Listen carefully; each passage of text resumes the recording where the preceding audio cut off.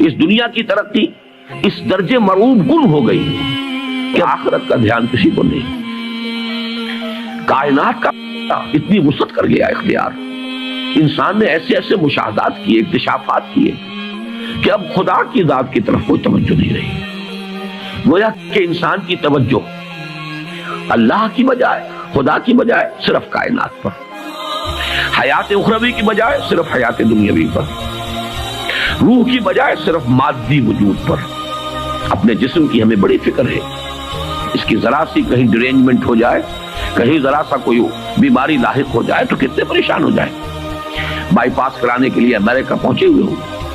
روح کی کسی کو فکر نہیں ہے کہ اسے بھی کوئی بیماری لاحق ہوتی ہے، اس میں بھی کوئی عوارض ہے، اس میں بھی کوئی روگ ہے، جس کو قرآن کہتا ہے کہ یہ قرآن آیا تھا دلوں کے امراض کے علاج کے لیے. شفاء لما فی الصدور یا ایھا الناس قد جاءتکم موعظۃ من ربکم وشفاء لما فی الصدور. لوگوں تمہارے پاس آ گئی ہے تمہارے رب کی طرف سے نصیحت، اور جو تمہارے سینوں کے اندر روگ ہیں ان کا علاج، ان کی دوا، ان کا مداوا. اس کی طرف کوئی توجہ نہیں. یہ ہے در حقیقت ماڈرن مین کا اصل جو المیہ ہے، اس کی جو ٹریجڈی ہے.